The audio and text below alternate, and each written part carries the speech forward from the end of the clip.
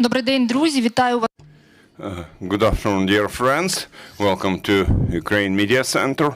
We are supported by the Ministry of Defense of Ukraine and Ministry of Internal Affairs of Ukraine. And right now we have online Ihor Terekhov, City Mayor of the city of Kharkiv. Mr. Terekhov, you're welcome. Please tell us what's going on in Kharkiv. We've all seen a statement this morning, a statement by the head of Kharkiv Oblast military administration, who said that Kharkiv Oblast have been shelled again. What is at the moment the operational and humanitarian situation? Actually,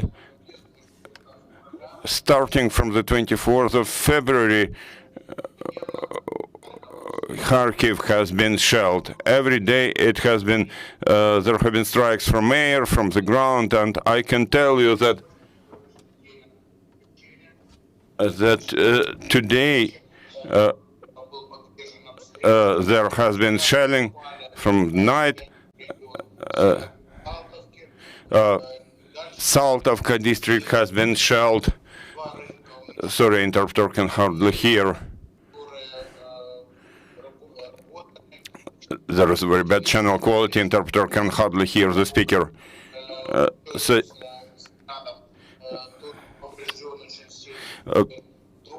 The building has been seriously damaged and people have lost their home. We have been evacuating people. Evacuation still continues.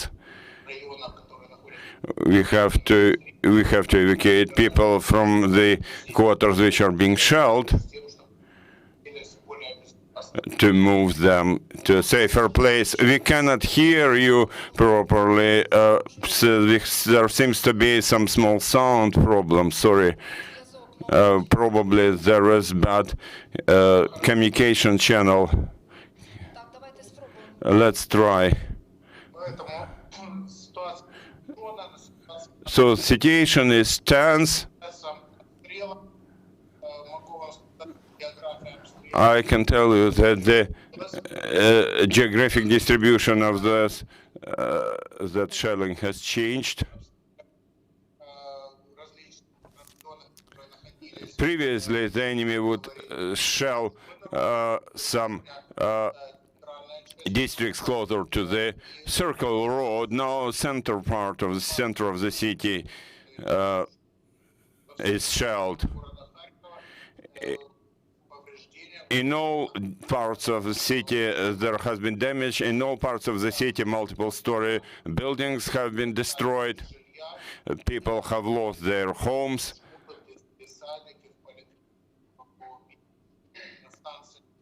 We have to move them to schools, to other places where we bring hot food. Sorry, very bad sound quality. Again, interpreter cannot hear properly.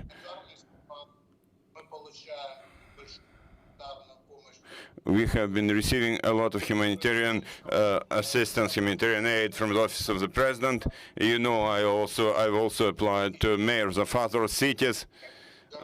Practically from all cities of Ukraine, there has been humanitarian aid delivered.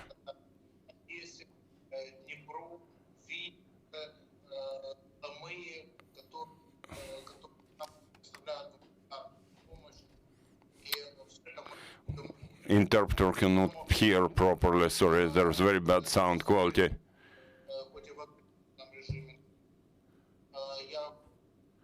Some shops are working.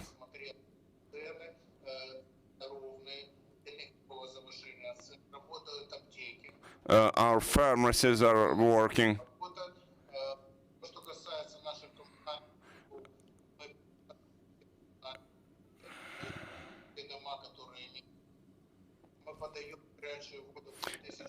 About our utilities, we supply hot water to 3,000 buildings, we supply electricity, we supply cold water, we remove the waste. Sorry, the sound drops again, the interpreter cannot hear. Mr. Terekhov, sorry, there was very bad sound quality initially. I heard that you said something about the shelling, including shelling of street markets. We also heard the statement by the State Emergency Service about fires in Kharkiv Oblast. If possible, could you please tell us in more detail about the situation, whether you managed to extinguish all those fires or there are some consequences of those fires? Unfortunately, I have to say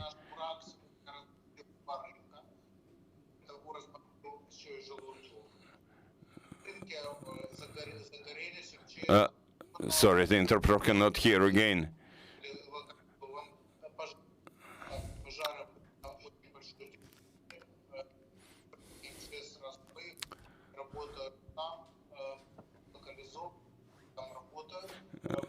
Firefighters have been working, localizing those fires, containing those fires. Sorry, the interpreter cannot hear again.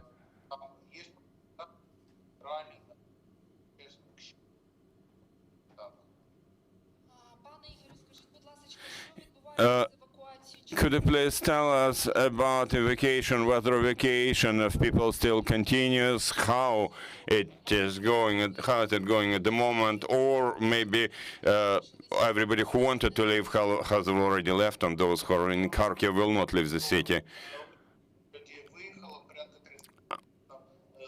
I can tell you that a lot of people have left.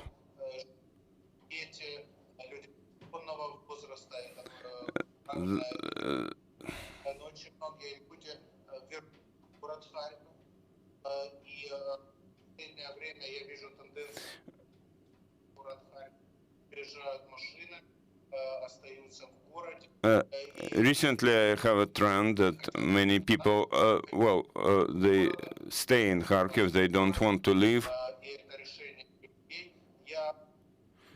That's their decision. I speak with people, I ask them why they decided to stay. And practically everybody says the same. This is our city. Why should we leave it? We love it. We love our city, and we'll rebuild it after our victory.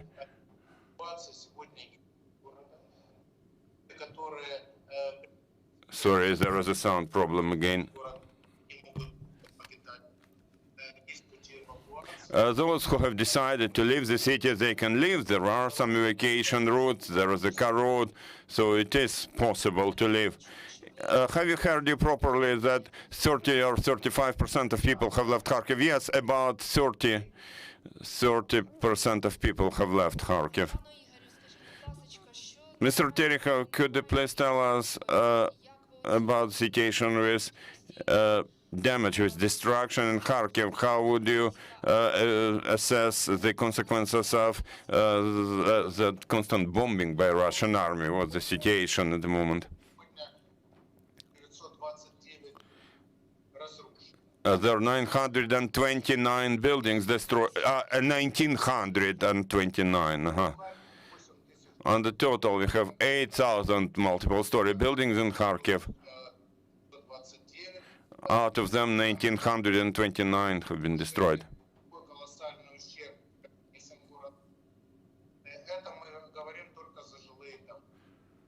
And we are talking about residential buildings here. Of course, also outpatient facilities, kindergartens, schools have been destroyed too.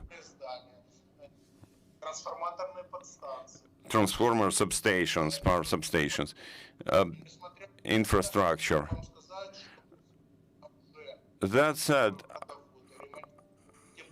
I can tell you that we have already been repairing water supply, heating supply lines.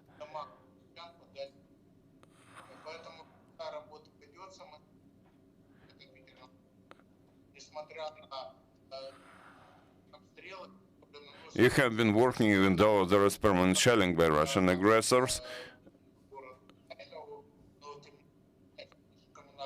Still, all our utilities have been working, are working.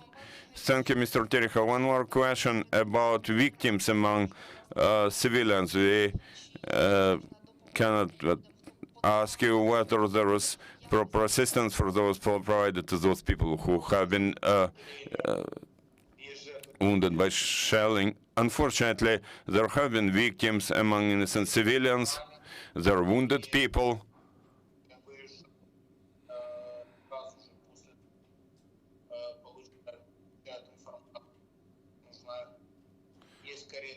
As soon as we get information, there are ambulance cars who go there.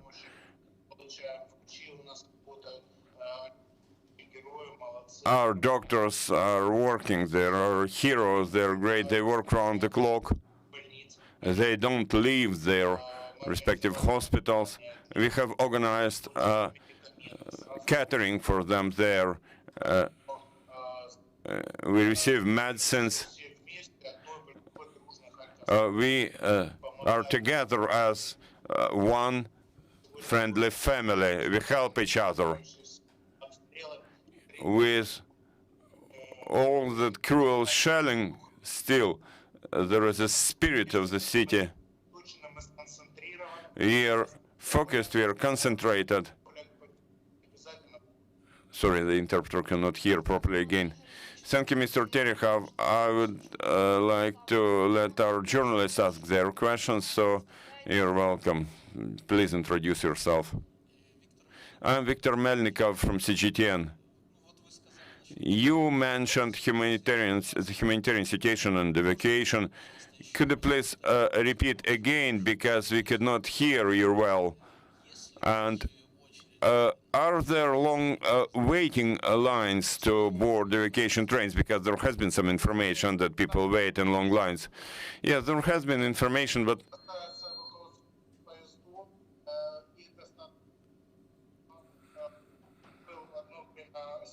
sorry, the interpreter cannot hear properly. Now everybody who wants can leave. I visited the train station. I spoke with people. I asked people who are leaving, and they said that there is no panic. The only thing is, since there is always a possibility of shelling, people are waiting in a tunnel at the railway station to avoid a big crowd on the street. Of course, it's not very convenient for people, but they are waiting for train there. But all those who want to leave can safely leave. Any more questions? We don't have questions anymore. Mr. Terekhov, dear Igor, thank you very much for finding time to join us. Thank you and your team for what you're doing. Thank you for being with us, dear friends. I'd like to remind you that at 3 p.m. we'll have the head of the city of Mariupol,